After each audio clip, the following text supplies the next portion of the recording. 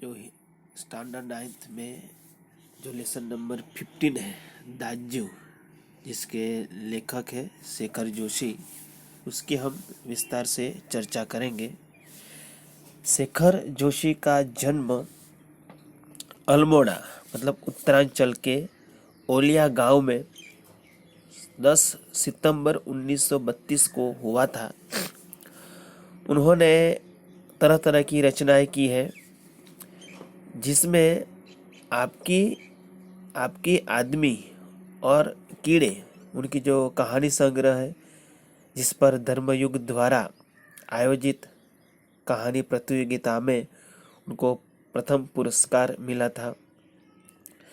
फिर उनकी जो नई कहानी है, मतलब नए विचार नए दृष्टिकोण लेकर उन्होंने जो कहानियाँ लिखी, उस पर महावीर प्रसाद द्विवेदी पुरस्कार और जो पहल सम्मान भी उनको मिला था। यहाँ पर जो दाज्यू जो कहानी है, उस कहानी पर ये जो चिल्ड्रन को लेकर, बच्चों को लेकर फिल्म भी बनी हुई है। यहाँ पर जो दाज्यू शब्द है वो पहाड़ी इलाकों में, जो उत्तरांचल है, उसके हिमाचल है, उसके आसपास दाज्यू को बड़े भैया के नाम पर जाना जाता है। मतलब बड़े भैया को वहाँ पर दाज्यू कहा जाता है, जैसे जिस प्रकार हम यहाँ बड़े भैया बोलते हैं। तो इस दाज्यू कहानी में जो मदन नाम का एक पहाड़ी लड़का है, उसकी जो यहाँ पर जो बाल श्रमिक, मतलब लेखक ने यहाँ पर मदन जो पहाड़ी इलाका का बच्चा है, उस पात्र के द्वारा जो जो बाल श्रमिक, जो छोटे बच्चों को जो काम करवाते हैं, उसी का जिक्र करके हमें जो छोटे छोटे बच्चे होते हैं तो उनका जो विकास होना चाहिए, उसके व्यक्तित्व का जो विकास होना चाहिए वो नहीं हो पाता है, और जो ऐसी बाल मजदूरी करके अपना एक निर्वाह करते हैं, जो आगे अपनी जो पढ़ाई है वो पढ़ाई भी नहीं कर सकते हैं। तो यहाँ पर ये जो मदन है, जो अपने पेट की आग बुझाने के लिए वो अपने पहाड़ी का इलाके से शहर में आया है, और यह शहर में आकर एक होटल में वो काम करता है। अब यहाँ पर जो दाज्यू शब्द है, यहाँ दूसरा जो कैरेक्टर है वो जगदीश बाबू है। जो जगदीश बाबू और मदन के बीच जो एक आत्मीयता हो जाती है, और आत्मीयता में जो मदन है वो जगदीश बाबू को दाज्यू कहकर पुकारता है और अपना ही दाज्यू समझता है। और एक तीसरा एक जो पात्र है, जो हेमंत है, जो जगदीश बाबू है उसका मित्र है। तो इन तीन पात्रों के बीच ये पूरी कहानी चलती है। और यहाँ पर जो बाल मन है, उस पर किस तरह जगदीश बाबू के व्यवहार से जो आघात पहुँचता है, तो उस आघात का यहाँ पर वर्णन किया है, उसी का मार्मिक वर्णन किया है। तो यहाँ जो बाल जो मनोविज्ञान है, जो छोटे छोटे बच्चों में जो छोटी बातों पर कैसा, मतलब कैसी उनकी मानसिकता हो जाती है, कैसा उन पर आघात पहुंचता है, तो इसी का यहाँ पर वर्णन किया गया है। तो यह जो लेसन है, इसमें जो इसकी शुरुआत जगदीश बाबू से होती है। जगदीश बाबू जो अपने पहाड़ी इलाकों से यहाँ शहर में आए हुए हैं। अब जब शहर में आए हुए हैं तो उनको एकांकीपन का महसूस होता है। यहाँ पर चारों ओर जो चौक है, वहाँ पर चारों ओर भीड़ भाड़ वाला इलाका है, लेकिन ऐसे भीड़ भाड़ वाले इलाके में भी उनको अजनबीपन लगता है। मतलब बहुत सारे लोग होते हुए भी, कोलाहल होते हुए भी आदमी को अकेलापन का महसूस होता है। तो यहाँ जो जगदीश बाबू है वो एक साइन बोर्ड वाले एक छोटे कैफ़े में चाय के लिए आते हैं। तो देखते हैं कि एक छोटा लड़का है जो दिखने में गोरा दिखाई पड़ता है, और नीली शफाक आँखें, सुनहरे बाल, और चाल में एक अनोखी मस्ती पर शिथिलता नहीं। मतलब जो बच्चा था वो बहुत ही स्फूर्तिदायक था, जो भी काम करता था वो बहुत ही उत्साह से करता था, और कमल के पत्ते पर फिसलती हुई पानी की बूंद किसी उनकी फूर्ति, मतलब स्फूर्ति जो काम करने की थी, जैसे ही जो कमल का पत्ता है उस पर जो पानी की बूंद पड़ती है, जैसे ही गिरती है तो वो बूंद तुरंत ही उस पत्ते से नीचे गिर जाती है। तो ये जो बच्चा था, वो जो मदन था, उसमें ऐसी इतनी स्फूर्ति थी कि जो भी काम उनको दिया जाता तो वो बिना किसी मतलब आलसता, बिना किसी आलसता से वो तुरंत ही स्फूर्ति से काम करता था। तो ये उनकी जो स्फूर्ति थी काम करने की और उनकी चंचलता देखकर उम्र का अनुमान केवल 9-10 साल ही लगाई जा सकती है। तो छोटा ये जो मदन है 9-10 साल का ही था। और अब जो जगदीश बाबू है वो अपनी जो सिगरेट जलाई हुई थी, तो वो लंबा कस खींचते हुए उन्होंने ये जो साइन बोर्ड वाला जो था वहीं पर प्रवेश किया। तो एक मेज पर से प्लेट उठा रहा था जो मदन, वो उनके पास आया, उनके टेबल के पास आया। मानो मदन भी घंटों से अपने इसी जगह पर किसी कोई व्यक्ति आए उसी का इंतजार कर रहा है ऐसा लग रहा था, प्रतीक्षा कर रहा था ऐसा लग रहा था। जैसे ही वो जगदीश बाबू उस टेबल पर बैठे तो वो तुरंत अपना सिर झुकाकर ये जो छोटा बच्चा है उनके समक्ष आ जाता है और मुस्कुरा कर कहता है कि भाई साहब क्या चाहिए। सिंगल चाय का ऑर्डर वो जगदीश बाबू ने दिया और लेकर वो तुरंत ही जैसे ही ऑर्डर दिया, मतलब पलक झपकी ही नहीं कि वो चाय लेकर तुरंत हाजिर हो गया। अब ये यहाँ जो मनुष्य है, तो मनुष्य की भावना कैसी विचित्र होती है।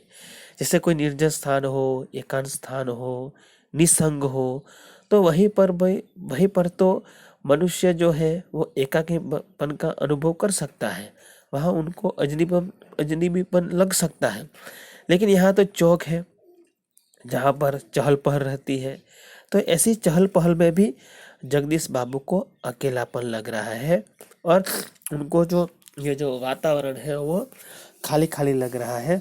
यहाँ पर सैकड़ों लोग नर नारियों के बीच ये जो जगदीश बाबू है वो अकेलेपन की अनुभूति कर रहे हैं। तो यहाँ पर सब लोग पराये लगते हैं और यही उनको इसी कारण इनको यह यहाँ शहर में उनको भी ये एकाकीपन की अनुभूति होती है। लेकिन धीरे धीरे वो यहाँ आकर उसी से ढल जाते हैं और वो भी मतलब ऐसे माहौल में जीना वो सीख लेते हैं। अब जगदीश बाबू दूर देश से आए हैं, अकेले हैं, तो ऐसे माहौल में मतलब शहर में वो भी इस तरह जीना सीख लिया है। फिर जो छोटा बच्चा है वो चाय लेके आता है। फिर जगदीश बाबू है वो जो अपनी जो सिगरेट थी वो रागदानी में डालते हैं। फिर वो उनको थोड़ा लगता है, जगदीश बाबू को थोड़ा उनके साथ थोड़ा परिचय करते हैं। उस छोटे बच्चे को देखकर जगदीश बाबू पूछते हैं कि तुम्हारा नाम क्या है। तो वो कहता है कि मदन। अच्छा मदन, तुम कहाँ के रहने वाले हो। मतलब धीरे धीरे जो परिचय है वो आगे बढ़ता जा रहा है। तो वह कहता है मैं पहाड़ का हूँ बाबूजी। हाँ पहाड़ तो सैकड़ों है, जगदीश बाबू ने कहा। जगदीश बाबू ने कहा यहाँ पर तो पहाड़ बहुत है, जैसे आबू है, दार्जिलिंग है, मसूरी है, शिमला है, अल्मोड़ा है, लेकिन तुम्हारा जो गांव है वो किस पहाड़ में है। तो इस बार शायद उसे पहाड़ और फिर जिले का भेद मालूम नहीं था, छोटा बच्चा था इसलिए उसको कुछ पता नहीं था। फिर अल्मोड़ा साहब, अल्मोड़ा पर, लेकिन अल्मोड़ा जो है उस पर कौन सा गांव है, मैं विशेष जानने के लिए जो जगदीश बाबू है उनसे पूछा। फिर इस प्रश्न ने उसे संकोच में डाल दिया। शायद अपने गांव की निराली संज्ञा के कारण उसे संकोच हुआ था, इसी कारण टालता हुआ या बोला वह तो बहुत दूर है साहब, अल्मोड़ा से करीब 15-20 मील दूर होगा। फिर भी नाम तो कुछ होगा ना। जगदीश बाबू ने शांत मन से, ये जो छोटा बच्चा है 9-10 साल का, तो इस जो छोटा है जो भोला, उनमें भोलापन है, तो वो उनको पूछते हैं कि यहाँ से करीब 15-20 किलोमीटर तो होगा ना, फिर भी कुछ नाम तो बताओ, जोर देकर पूछा। तो मदन ने कहा कि डोक्या लगो। तो वो संकुचिता हुआ। ये अपना जो गांव है वो बताने में थोड़ा डर लग रहा था, संकोच हो रहा था, लेकिन वो बताता है। अब जैसे ही डोकियालो को कहा तो जगदीश बाबू के चेहरे पर जो पहले जो एकाकीपन का भाव था, तो अब उसे अपनेपन का भाव होने लगा और वो मुस्कुरा कर बोले कि यार तुम तो मेरे जो निकटवर्ती गांव के रहने वाले हो। तो लगा जैसे प्रसन्नता के कारण जो मदन, शायद मदन के हाथ से ट्रेन न गिर पड़ेगी, तो ऐसे सोचते हैं। और जो मदन था वो जैसे ही सुना कि उनके गांव के नज़दीक रहने वाले हैं, तो जो मदन था वो अपने जो भूतकाल है उसमें वो मतलब वो चला जाता है। वो अपना जो अतीत गांव है और ऊंची पहाड़ियां हैं जहाँ पर माँ को ईजा कहा जाता है, जहाँ छोटी बहन को दीदी या भूली कहा जाता है, बड़े भैया को दाजू कहा जाता है। तो अपना जो अतीत है, वो अपना जो गांव है उसी मतलब अतीत में वो चला जाता है। और मदन को जगदीश बाबू के रूप में उसकी छाया जान पड़ती है। कहीं ईजा नहीं, छोटी बहन नहीं, लेकिन दाजू। तो वो मदन जगदीश बाबू को मदन दाजू कहना सबसे अधिक वो उसको उचित लगता है। अब 2-4 ही दिनों में और मदन और जगदीश बाबू के बीच जो अजनबीपन की जो खाई थी, वो खाई धीरे धीरे धीरे धीरे दूर हो जाती है। जब भी वो टेबल पर बैठते ही मदन का स्वर सुनाई पड़ता, दाजू जय हिंद, दाजू आज तो ठंड बहुत है, दाजू क्या यह भी हिम पड़ेगी यहाँ पर भी, दाजू अपने तो कल बहुत थोड़ा खाना खाया। तभी किसी और से बाई की आवाज़ पड़ती और मदन उस आवाज़ की प्रतिध्वनि के पहुंचते ही पहले वहां पहुंच जाता। ऑर्डर लेकर फिर जाते जाते जगदीश बाबू से पूछता, दाजू कोई चीज, मतलब यहाँ पर जो छोटा बच्चा है दूर गांव से आया हुआ है, 9-10 साल का है। जैसे जगदीश बाबू ने कहा कि मैं तुम्हारे गांव के नज़दीक रहने वाला हूँ, तो मदन भी खुश हो जाता है।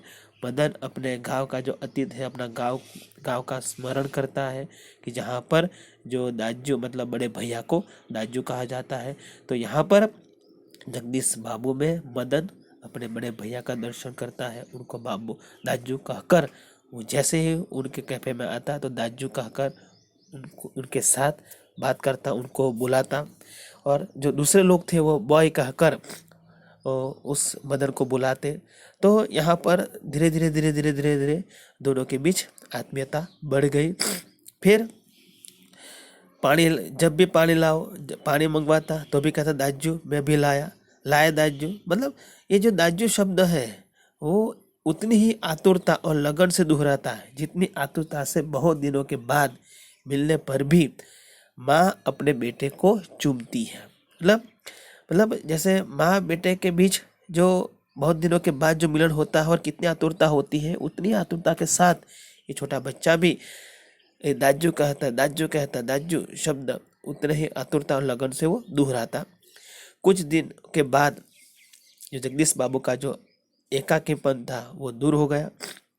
उन्हें अब चौक कैफे ही नहीं, सारा शहर अपनेपन के रंग में रंगा हुआ सा लगने लगा। मतलब अब जो अजनबीपन था वो धीरे धीरे दूर हो गया। परंतु अब उन्हें यह बार बार दाजू कहलवाना अच्छा नहीं लगता था। मतलब जगदीश बाबू जैसे ही कैफे में आते तो ये छोटा बच्चा जैसे दाजू दाजू कहता, तो ये दाजू दाजू मतलब कहता तो उनको ये पसंद नहीं आता था। और यह मदन था कि दूसरे टेबल से भी दाजू कहकर उनको पुकारता। अभी मदन इधर आओ। एक बार जो जगदीश बाबू उस कैफे में आए थे तो कहा मदन इधर आओ, आया दाजू। वे दाजू शब्द की आवृत्ति पर जगदीश बाबू के जो मध्य वर्ग के जो संस्कार थे वो जाग उठे। अपनत्व की पतली डोरी जो अहम की तेज धार के सामने टिक न सके। मतलब जैसे दाजू दाजू कहा तो जगदीश बाबू का जो अहम था वो थोड़ा अहम बढ़ गया और इसी अहम पर दोनों के बीच जो संबंध की जो पतली डोर थी वो डोर ज्यादा समय टिक न सके। जैसे ही बोला दाजू चाय लाऊं, चाय नहीं, और जगदीश बाबू थोड़े आग बबूले हो गए और यह कहा कि दाजू दाजू तुम क्यों चिल्लाते रहते हो, दिन रात बस जैसे ही मैं यहाँ आता हूँ दाजू दाजू कहते हो, किसी की प्रेस्टीज का ख्याल रखो। मतलब जगदीश बाबू को बार बार दाजू कहता था, जगदीश बाबू को अब अच्छा नहीं लगता था। वो शायद सब लोग को वो छोटा बच्चा साफ साफ कहता था और उनको दाजू कहता था, तो उनको लगा कि थोड़ा मेरी प्रेस्टीज का भी तो ख्याल रखो। अब ये जगदीश बाबू का मोह क्रोध के कारण मतलब तमतमा गया। अब शब्दों पर अधिकार नहीं रह सका। मदन ज़्यादा पढ़ा लिखा नहीं था, लेकिन जो पेस्ट उसने कहा कि प्रेस्टीज प्रेस्टीज का ख्याल रखो, मतलब उनको यह शब्द का अर्थ समझ में नहीं आया कि उसका अर्थ क्या हो सकता है। लेकिन वो बच्चा मन ही मन समझ गया कि मैं जो जगदीश बाबू को दाजू कहता हूँ तो वो दाजू उनको पसंद नहीं आया। तो वो अपना जो उनको उस जो मदन है उसके बाल मन को गहरी चोट पहुँचती है। वो अपने मैनेजर साहब से कहता है कि मेरे सिर दर्द हो रहा है, इसलिए मैं ये जो अभी मैं आराम करने के लिए जा रहा हूँ, ऐसा झूठा बहाना बनाकर वो कोठरी में जाकर वो शीशे क्या भर भर कर रोने लगता है। क्योंकि मदन मोहन के द्वारा ये जो शब्द सुने तो भले उनको पता नहीं चला, लेकिन उनके बाल मन को बहुत ही आघात पहुंचती है। और वह अब जो जो घर गांव से दूर ऐसी परिस्थिति में मदन का जगदीश बाबू के प्रति जो आत्मीयता जो प्रदर्शन तो स्वाभाविक थी, लेकिन जब आज ये जो मदन मोहन का जो प्रेस्टीज शब्द है, परिणाम स्वरूप ये जो मदन के मन को बहुत ही आघात पहुंचती है। और उसे पहली बार उसे ऐसा लगा था कि ईजा की गोदी से, बाबा की बाहों से और दीदी के आंचल की छाया से बलपूर्वक किसी ने खींच लिया हो, परंतु भावुकता स्थायी नहीं हो रही। वो रोने लगा। जैसे ही वो रो रो कर मतलब उनकी जो आंखें थी वो सूजन आ गई थी, लेकिन अब धीरे धीरे वो संभल जाता है। और जो उनके बाल बल पर जो गहरी छाप पड़ी थी वो अब जो जगदीश बाबू के प्रति जो अब दाजू मतलब मन ही मन निश्चय करता कि अब दाजू नहीं कहना, जब भी आए तो मैं साहब कहकर उनको बुलाऊंगा। अब जैसे जैसे समय बीतता गया तो मदन काम में पूर्ववत लग गया। अब दूसरे दिन जब जगदीश बाबू उस कैफे में आ रहे थे तो उनका बचपन का जो सहपाठी था हेमंत, वो भी उनके साथ आया। दोनों ही कैफे में गए। जैसे ही कैफे में गए तो मदन उनके टेबल के नज़दीक आ गया। अब इस बार जो जगदीश बाबू है वो अपना जो सिर उसके मतलब उनकी आंखें मदन के साथ नहीं लगा सकते हैं। मदन भी अब पहले जो कभी जगदीश बाबू आते तो मदन दाजू दाजू कहकर मतलब उनको पुकारता, अब वो दाजू नहीं कहता है। फिर जो हेमंत है मतलब जो जगदीश बाबू है वो उनको स्वयं कहना पड़ा है कि 2 चाय 2 आमलेट लेके आओ। तो अब लाया दाजू कहने की अपेक्षा वह साहब कहकर उसी टेबल से वो चला जाता है, जैसे दोनों के बीच कोई परिचय न हो, अपरिचित हो, इस तरह वो व्यवहार मदन करता है। अब जैसे वो अंदर जाता है तो हेमंत कहता है कि शायद पहाड़ का ये लड़का लग रहा है। हेमंत ने थोड़ा मतलब अनुमान लगाकर उनकी वाणी मतलब भाषा को देखकर उनको बोला, हाँ, रूखा सा उत्तर दे दिया जगदीश बाबू ने और वार्तालाप का विषय ही बदल दिया। मतलब जगदीश बाबू थोड़ा विषय बदल देता है। मदन चाय लेके आया। क्या नाम है तुम्हारा? ये हेमंत कुतूहलवश उसे पूछता है। तब ये जो मदन है वो मदन के भी मन में यह विचार आता है कि एक दिन जब ये कैफे में जब जगदीश बाबू आए थे तो यही प्रश्न पूछा था कि तुम्हारा नाम क्या है। और जब मैंने नाम बताया तो हमारे और जगदीश बाबू के बीच अच्छे रिश्ते जुड़ गए, लेकिन जैसे मैं दाजू दाजू कहने लगा तो उनको पसंद नहीं आया और परिणाम स्वरूप उन्होंने ही मेरा मन दुखाया था। तो ये जो बाल मन पर जो गहरी छाप पड़ गई थी, इसलिए वो हेमंत को अपना नाम बताने से वो डरता है, संकोच करता है। और उनको ये भी लगा कि एक बार ये जगदीश बाबू ने भी यही प्रश्न मुझसे किया था, और बाद में आज उनकी वजह से आज जो ये मुझे आघात पहुंचा है कि दाजू दाजू दाजू दाजू क्या कर रखा है, और परिणाम स्वरूप बाल मन में कितनी गहरी छाप पड़ जाती है। तो यहाँ पर दिखाई पड़ता है वो कुछ बताता नहीं है और मौन रहता है। जगदीश बाबू की आंखें चाय की प्याली पर ही झुकी रह गई, क्योंकि वो उनकी आंखों में आंख मिला भी नहीं सकता है, क्योंकि उनको भी थोड़ा गहरा सदमा पहुंचा था कि मैंने वैसे ही ये जो छोटा बच्चा है उसके मन को गहरा आघात पहुंचाया है। मदन की आंखों के सामने जो विगत स्मृतियाँ घूमने लगी। जगदीश बाबू ने ही एक बार ऐसा ही पूछ डाला था, दाजू अपने तो कल थोड़ा ही खाया और एक दिन किसी की प्रेस्टीज का ख्याल नहीं रखा तुमने। जगदीश बाबू ने आंखें उठाकर मदन की ओर देखा। उन्हें लगा जैसे अभी वह ज्वालामुखी सा फट पड़ेगा। हेमंत ने आग्रह के स्वर में दोहराया, क्या नाम है तुम्हारा? भाई कहते हैं साहब मुझे, और संक्षिप्त सा उत्तर देकर मुड़ गया। आवेश में उसका मुंह लाल होकर और भी अधिक सुंदर हो गया। तो यहाँ पर जो दाजू में जो एक छोटा बच्चा मदन है उसके बाल मन पर कैसा आघात पहुंचाता है उसका यहाँ पर वर्णन किया है। इसी कहानी के जरिए हमें यह भी समझाने का प्रयत्न किया है कि जो छोटे बच्चे होते हैं उनकी मानसिकता का हमें बहुत ही ख्याल रखना पड़ता है, क्योंकि ये जो शीशा जैसा होता है इसको संभाल कर उसके संभाल कर उनके साथ बातचीत करनी पड़ती है, वरना उसके बाल मन पर जो गहरी छाप पड़ जाती है परिणाम स्वरूप जो उनको बहुत आघात भी पहुंच सकता है। तो ये कहानी हमें यह सीख देती है।